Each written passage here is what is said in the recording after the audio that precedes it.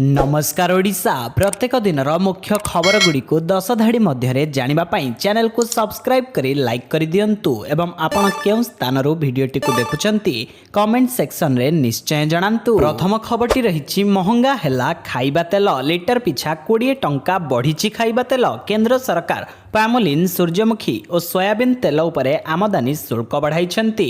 आउ एही आमदानी शुल्कर प्रभाव सीधा सड़क साधारण खाउटिंक उपरे पड़िछि।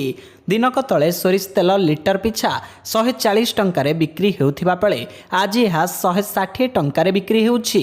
सेहीपरि विभिन्न प्रकार सनफ्लावर तेल पूर्वरु लिटर पिछा 100 रु 110 टंका पर्यंत बिक्री हेउथिबा बेले एबे विभिन्न स्थान रे 120 रु 130 टंका भली उच्च दाम रे बिक्री हेउछि। परवर्ती खबर रहिछि सरकारी दुकान रे नकली मद चिकिटी मद मृत्यु को नहीं सरकारंकु विरोधी निकटरे घेरिथिबा बेले एबे सरकारंकु घेरिबाकू आउ एक मौका मिली जाइछि।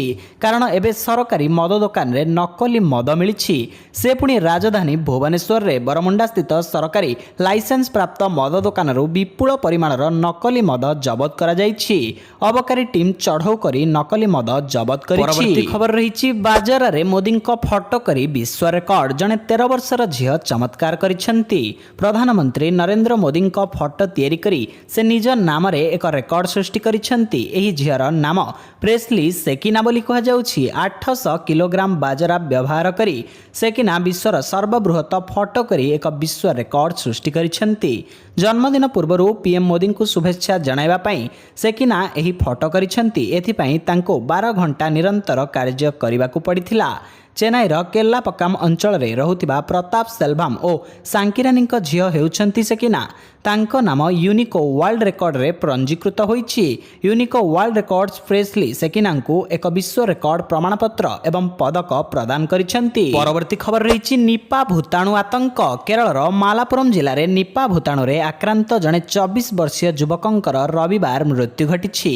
मृत युवकंक संस्पर्श रे आसीथिबा 151 जनंकु चिन्हट करा जाई वर्तमान संगरोध रे रखा जाइछि बोली राज्य स्वास्थ्य विभाग पक्षरु कहा जाइछि। एमानंकर रक्त नमूना परीक्षा पाई पुणे स्थित नेशनल इंस्टीट्यूट ऑफ वायरोलॉजी को पठा जाइथिबा कहा जाइछि।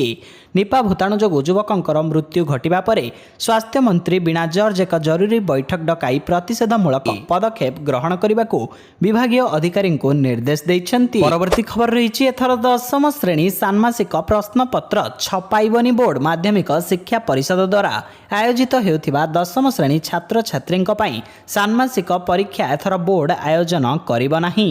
हाईस्कूल सर्टिफिकेट परीक्षा तथा मैट्रिक परीक्षा देबा पई प्रस्तुत हेउथिबा 10म श्रेणी छात्र छात्री मानकर एक अर्धवार्षिकी परीक्षा विद्यालय स्तर रे प्रधान शिक्षक माने ही आयोजन कराइबे। सेप्टेम्बर प्रथम सप्ताह सुधा षाण्मासिक परीक्षा आयोजन कराइबा लगी बोर्ड पक्षरु विद्यालय कर्तृपक्षों को निर्देश रहितिले हैं ताहा केवल कागज पत्र रे सीमित रहिछि। सेप्टेम्बर द्वितीय सप्ताह शेष होइथिले मध्य अद्यावधि राज्य रे कौनसी विद्यालय स्तर रे 10म श्रेणी छात्र छात्री षाण्मासिक परीक्षा आयोजन होई पारि नाही। परवर्ती खबर रहिछि सुभद्रा योजना रे 1 टंका न आसिले भी 17 रे मिलिब टंका। आज राज्य सरकार बहु प्रतीक्षित योजनार सुभद्रार शुभारंभ हेब। तेबे एहा पूर्व परीक्षा मूलक भावे 1 टंका लेखाएं किछि सुभद्रा हिताधिकारी बैंक अकाउंट को पठा जाइछि। तेबे जो मानक अकाउंट को 1 टंका जाई नाही सेमानंकु टंका मिलिबो कि नाही से नहीं सेमाने द्वंद्व रे रहिछंती। तेबे सोमवार उपमुख्यमंत्री प्रभाती परिडा एही द्वंद्व दूर करिछंती। से कहिछंती जे अकाउंट को 1 टंका न आसीथिले भी हिताधिकारी 17 रे सुभद्रा टंका पाइबे। अकाउंट को 1 टंका पठा जिबा एक ट्रायल रन थिला। सिस्टम चेक करबा को 1 टंका लेखाएं पठा जाइथिला। जहा अकाउंट को 1 टंका जाई नथिबो से भी सुभद्रा टंका पाइबे। परवर्ती खबर रहिछि विराटंक बैटिंग रे ड्रेसिंग रूम रो कांथ होई गला कणा। चेन्नईर एमए चिदाबरम स्टेडियम रे आसंता सेप्टेम्बर 19 तारिख रु भारत और बांग्लादेश मध्य रे आरंभ हेबाको जाउथिबा 2 टिकिया टेस्ट सीरीज रो प्रथम मैच पई भारतीय दल अभ्यास जारी रखिछंती। एही अभ्यास समय रे विराट कोहली बैटिंग रे बॉल जाई स्टेडियम रो ड्रेसिंग रूम रे बाजिथिला। एही आघात रे ड्रेसिंग रूम रो कांथ कणा होई जाइथिला। एहर एक वीडियो सोशल मीडिया रे शेयर हेबा परे भाइराल होई जाइछि। କୋହଲିଙ୍କ ଏହି ଭାଇରାଲ ଭିଡିଓଟିକୁ ଜଣେ ପ୍ରଶଂସକ ସେୟାର କରି ଲେଖିଛନ୍ତି କୋହଲି କାନ୍ଥ ଭାଙ୍ଗିଦେଲେ। ପରବର୍ତ୍ତୀ ଖବର ରହିଛି ଆଗାମୀ 2 ଦିନ 6ଟି ରାଜ୍ୟରେ ପ୍ରବଳ ବର୍ଷା ସମ୍ଭାବନା। ବାଂଲାଦେଶ ଓ ପଶ୍ଚିମବଙ୍ଗ ଉପରେ ସୃଷ୍ଟି ଚାପର କ୍ଷେତ୍ର ଏବେ ଉତ୍ତର ପଶ୍ଚିମ ଆଡ଼କୁ ଗତି କରୁଛି। ଆଗାମୀ 24 ଘଣ୍ଟାରେ ଏହା ଦୁର୍ବଳ ହେବାର ଆଶା ରହିଛି, କିନ୍ତୁ ଏହି ସମୟରେ ପଡ଼ୋଶୀ ରାଜ୍ୟରେ ପ୍ରବଳ ବର୍ଷାର ସମ୍ଭାବନା ରହିଛି। ଭାରତୀୟ ପାଣିପାଗ ବିଭାଗ ସଦ୍ୟ ପୂର୍ବାନୁମାନ କରି କହିଛି ଯେ ପଶ୍ଚିମବଙ୍ଗ ଉପରେ ସୃଷ୍ଟି ଚାପ କ୍ଷେତ୍ର ଧୀରେ ଧୀରେ 8 କିଲୋମିଟର ପ୍ରତି ଘଣ୍ଟାର ଗତିରେ ପଶ୍ଚିମ ଓ ଉତ୍ତର ପଶ୍ଚିମ ଦିଗ ଆଡ଼କୁ ବଢ଼ୁଛି, କିନ୍ତୁ ଆଗାମୀ 24 ଘଣ୍ଟାର ସମୟରେ ଏହାର ଗତି ଆହୁରି ବଢ଼ିପାରେ ଏବଂ ପଶ୍ଚିମବଙ୍ଗ ସମେତ ପଡ଼ୋଶୀ ଝାଡ଼ଖଣ୍ଡ, ଓଡ଼ିଶା, ଛତିଶଗଡ଼, ବିହାର, ପୂର୍ବ ମଧ୍ୟପ୍ରଦେଶରେ ପ୍ରବଳ ବର୍ଷା ହୋଇପାରେ। ପରବର୍ତ୍ତୀ ଖବର ରହିଛି ଜୁନିୟର କ୍ଲର୍କ ଓ କନେଷ୍ଟବଳ ପଦବୀରେ ନିଯୁକ୍ତି ପାଇଁ ବିଜ୍ଞପ୍ତି ଜାରି। ଓଡ଼ିଶା ପୋଲିସ ନିଜ ଅଫିସିଆଲ ୱେବସାଇଟରେ ବିଭିନ୍ନ ପଦବୀ ନିଯୁକ୍ତି ପାଇଁ ଏକ ବିଜ୍ଞପ୍ତି ଜାରି କରିଛି। ବର୍ତ୍ତମାନର ନିଯୁକ୍ତି ଡ୍ରାଇଭ୍ ଅଧୀନରେ Odisha police DPO cadre junior clerk ଏବଂ ରାଜ୍ୟର ବିଭିନ୍ନ ଓଏସ୍ଏପି, ଏସ୍ଆଇଆର୍, ଆଇଆର୍, ଏସ୍ଏସ୍ ବଟାଲିୟନରେ କନେଷ୍ଟବଳ ନିଯୁକ୍ତି କରିବାକୁ ଯାଉଛି। ଏହି ନିଯୁକ୍ତି ଡ୍ରାଇଭ୍ ମାଧ୍ୟମରେ Odisha police ministerial staff selection board ମାଧ୍ୟମରେ ଡିପିଓ କ୍ୟାଡ୍ରେ 177, ଜୁନିୟର କ୍ଲର୍କ ଏବଂ ଷ୍ଟେଟ୍ ସିଲେକ୍ସନ ବୋର୍ଡ ମାଧ୍ୟମରେ ଓଡ଼ିଶା ପୋଲିସ 1360 କନେଷ୍ଟବଳ ପଦବୀ ପୂରଣ ହେବ। ଉଭୟ ଚାକିରି ପାଇଁ ସବିଶେଷ ବିଜ୍ଞପ୍ତି 23 ସେପ୍ଟେମ୍ବରରୁ ଓଡ଼ିଶା ପୋଲିସ ୱେବସାଇଟ୍ www.odishapolice.gov.in ରେ ଉପଲବ୍ଧ ହେବ। ପରବର୍ତ୍ତୀ ଖବର ରହିଛି ସ୍ତ୍ରୀଙ୍କୁ ବାପ ଘରୁ ଡାକି ଆଣି ମାରିଦେଲେ ସ୍ୱାମୀ। ଦାବି ମୁତାବକ ଯୌତୁକ ନ ମିଳିବାରୁ ଜଣେ ମହିଳାଙ୍କୁ ତାଙ୍କ ସ୍ୱାମୀ ହତ୍ୟା କରିଥିବା ଅଭିଯୋଗ ହୋଇଛି।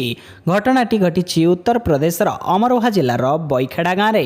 ମୃତ ମହିଳାଙ୍କ ନାମ ମୀନା, ତାଙ୍କ ସ୍ୱାମୀଙ୍କ ନାମ ସୁନ୍ଦର। 2 ବର୍ଷ ତଳେ ସେମାନଙ୍କ ବିବାହ ହୋଇଥିଲା। ତେବେ ବିବାହ ପରେ ସବୁଦିନେ ଯୌତୁକକୁ ନେଇ ମୀନାଙ୍କୁ ନିର୍ଯାତନା ଦେଇ ଆସୁଥିଲେ ସୁନ୍ଦର। ସ୍ୱାମୀଙ୍କ ନିର୍ଯାତନା ବଢ଼ି ଚାଲିବାରୁ ରାକ୍ଷୀ ପୂର୍ଣ୍ଣିମା ଠାରୁ ମୀନା ସୋହରକା ସ୍ଥିତ ନିଜ ବାପ ଘରେ ରହୁଥିଲେ, କିନ୍ତୁ ସୁନ୍ଦର ସବୁଦିନ ସେଠାକୁ ଯାଉଥିଲେ।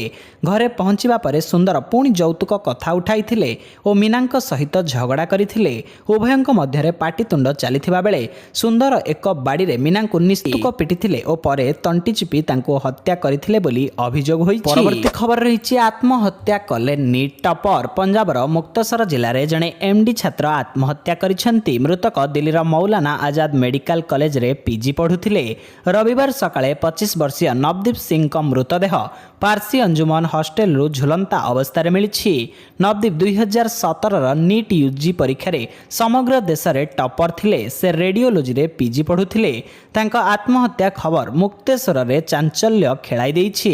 ଶବ ବ୍ୟବଚ୍ଛେଦ ପରେ ମୃତଦେହକୁ ପରିବାର ଲୋକଙ୍କୁ ହସ୍ତାନ୍ତର କରାଯାଇଛି। ଘଟଣାସ୍ଥଳରୁ କୌଣସି ସୁଇସାଇଡ୍ ନୋଟ୍ ମିଳିନଥିବା ବେଳେ ଆତ୍ମହତ୍ୟା ପଛର କାରଣ ସ୍ପଷ୍ଟ ଜଣାପଡ଼ିନାହିଁ। ପୋଲିସ ମାମଲାର ତଦନ୍ତ ଜାରି ରଖିଛି। ପରବର୍ତ୍ତୀ ଖବର ରହିଛି ଫାଇନାଲରେ ଏଣ୍ଟ୍ରି କଲା ଟିମ୍ ଇଣ୍ଡିଆ। ପ୍ୟାରିସ୍ ଅଲିମ୍ପିକ୍ସରେ ବ୍ରୋଞ୍ଜ ମେଡାଲ ହାତେଇବା ପରେ ଟିମ୍ ଇଣ୍ଡିଆରେ ଆତ୍ମବିଶ୍ୱାସ ବୃଦ୍ଧି ପାଇଛି।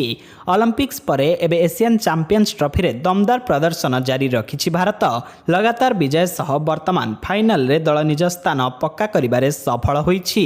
ସେମିଫାଇନାଲରେ ଦକ୍ଷିଣ କୋରିଆକୁ ପରାସ୍ତ କରି ଫାଇନାଲ ପାଇଁ ପାଦ ବଢ଼ାଇଛି ହରମନସେନା। ଦକ୍ଷିଣ କୋରିଆ ବିପକ୍ଷ ଏହି ମ୍ୟାଚ୍ରେ ଭାରତ 4-1ରେ ଏକତରଫା ବିଜୟ ହାସଲ କରିବା ସହ ଫାଇନାଲରେ ପ୍ରବେଶ କରିଛି। ଏହି ମ୍ୟାଚ୍ରେ ପୁଣି ଥରେ କମାଲ କରି ଅଧିନାୟକ ହରମନପ୍ରୀତ ସିଂ ବିଜୟର ମହାନ ନାୟକ ସାଜିଛନ୍ତି। ପରବର୍ତ୍ତୀ ଖବର ରହିଛି ଶିବସେନା ନେତାଙ୍କ ବିବାଦୀୟ ବୟାନ। ମହାରାଷ୍ଟ୍ରରେ ବିଧାନସଭା ନିର୍ବାଚନ ପୂର୍ବରୁ ରାଜନୀତି ସରଗରମ ହେବାରେ ଲାଗିଛି। ଶିବସେନା ଏବଂ କଂଗ୍ରେସ ନେତାମାନେ ପରସ୍ପର ଉପରେ ଆରୋପ ପ୍ରତ୍ୟାରୋପ କରୁଛନ୍ତି। ଏହି ସମୟରେ ଶିବସେନା ବିଧାୟକ ସଞ୍ଜୟ ଗାଇକୱାଡ଼ କଂଗ୍ରେସ ସାଂସଦ ରାହୁଲ ଗାନ୍ଧୀଙ୍କ ଉପରେ ଏକ ବଡ଼ ଆକ୍ରମଣ କରିଛନ୍ତି। ସେ ରାହୁଲଙ୍କ ଉପରେ ଏଭଳି ଏକ ବୟାନ ଦେଇଛନ୍ତି ଯାହା ବିବାଦୀୟ ହୋଇପଡ଼ିଛି। ବାସ୍ତବରେ ସେ କହିଛନ୍ତି ଯେ ରାହୁଲ ଗାନ୍ଧୀଙ୍କ ଜିଭ କାଟିଦେବା ବ୍ୟକ୍ତିଙ୍କୁ 11 ଲକ୍ଷ ଟଙ୍କା ପୁରସ୍କାର ପ୍ରଦାନ କରାଯିବ। ସୂଚନା ଥାଉ କି ସଞ୍ଜୟ ଗାଇକୱାଡ଼ଙ୍କ ଜିଭ କାଟିବା ପାଇଁ ପୁରସ୍କାର ଦେବା ବିବୃତ୍ତି ଏଭଳି ସମୟରେ ଆସିଛି ଯେତେବେଳେ କି ସଂରକ୍ଷଣ ବ୍ୟବସ୍ଥା ରଦ୍ଦ କରିବାକୁ ରାହୁଲ ଗାନ୍ଧୀଙ୍କ ପ୍ରସ୍ତାବ ଆସିଛି। ପରବର୍ତ୍ତୀ ଖବର ରହିଛି 26 ବର୍ଷ ପରେ ପୁଣି ଓଲଟିଲା ଇତିହାସ ପୃଷ୍ଠା। 26 ବର୍ଷ ପରେ ପୁଣି ଦିଲ୍ଲୀ ରାଜନୀତି ତାର ଇତିହାସ ପୃଷ୍ଠାକୁ ଓଲଟାଇଛି। ଆମ୍ ଆଦମୀ ପାର୍ଟିର ରାଷ୍ଟ୍ରୀୟ ସଂଯୋଜକ ତଥା ଦିଲ୍ଲୀ ମୁଖ୍ୟମନ୍ତ୍ରୀ ତାଙ୍କ ପଦରୁ ଇସ୍ତଫା ଦେବା ନେଇ ଘୋଷଣା କରିବା ପରେ ତାହା ପୁଣି ବିଧାନସଭାର ନିର୍ବାଚନର କିଛି ମାସ ପୂର୍ବରୁ ମନେ ପକାଇ ଦେଇଛି 26 ବର୍ଷର ସେ ପୁରୁଣା କାହାଣୀ। ଦିଲ୍ଲୀ ମୁଖ୍ୟମନ୍ତ୍ରୀ ଅରବିନ୍ଦ କେଜରିୱାଲ ଦିଲ୍ଲୀ ମଦ ଦୁର୍ନୀତି ମାମଲାରେ 6 ମାସ ପରେ ଜେଲରୁ ଫେରିବା ପରେ ମୁଖ୍ୟମନ୍ତ୍ରୀ ପଦରୁ 2 ଦିନ ପରେ ଇସ୍ତଫା ଦେବେ ବୋଲି ଘୋଷଣା କରିଥିଲେ। କରିଥିଲେ। ତେବେ ବିଧାନସଭା କାର୍ଯ୍ୟକାଳ ପୂରା ହେବା ପୂର୍ବରୁ ମୁଖ୍ୟମନ୍ତ୍ରୀ ପଦରୁ ଦ୍ୱିତୀୟ ଥର ପାଇଁ ଇସ୍ତଫା ଦେବେ ଅରବିନ୍ଦ କେଜରିୱାଲ। ପୂର୍ବରୁ ସେ 2014ରେ 49 ଦିନ ପରେ ମୁଖ୍ୟମନ୍ତ୍ରୀ ପଦରୁ ଇସ୍ତଫା ଦେଇଥିଲେ। ପରବର୍ତ୍ତୀ ଖବରଟି ରହିଛି ଟାଟା ଷ୍ଟିଲର ସର୍ବବୃହତ ପୁଞ୍ଜିନିବେଶ ସ୍ଥଳ ପାଲଟିଛି ଓଡ଼ିଶା। 27,000 କୋଟି ଟଙ୍କା ନିବେଶରେ କଳିଙ୍ଗନଗର କାରଖାନା ଦ୍ୱିତୀୟ ପର୍ଯ୍ୟାୟ ସମ୍ପ୍ରସାରଣ କାର୍ଯ୍ୟ ଚାଲିଛି। କମ୍ପାନୀ 25,000 କୋଟି ଟଙ୍କା ବିନିଯୋଗରେ 2015ରେ ପ୍ରଥମ ପର୍ଯ୍ୟାୟ ସମ୍ପୂର୍ଣ୍ଣ କରିଥିଲା ଏବଂ 2022ରେ ନୀଳାଚଳ ଇସ୍ପାତ ନିଗମ ଲିମିଟେଡ୍ ଅଧିଗ୍ରହଣ ମାଧ୍ୟମରେ 12,100 କୋଟି ଟଙ୍କାର ଅତିରିକ୍ତ ବିନିଯୋଗ ସହିତ ଓଡ଼ିଶାରେ ଏହାର କ୍ଷମତାକୁ ଆହୁରି ବୃଦ୍ଧି କରିଥିଲା। ଏଥିସହିତ ଚ୍ୟାନେଲରେ ନୂଆ ଥିଲେ ଆପଣଙ୍କ ଭଲ ପାଇବା ସଦୃଶ ଚ୍ୟାନେଲକୁ ସବସ୍କ୍ରାଇବ୍ କରି ଭିଡ଼ିଓଟିକୁ ଗୋଟେ ଲାଇକ୍ କରିଦିଅନ୍ତୁ। ଜୟ ଜଗନ୍ନାଥ।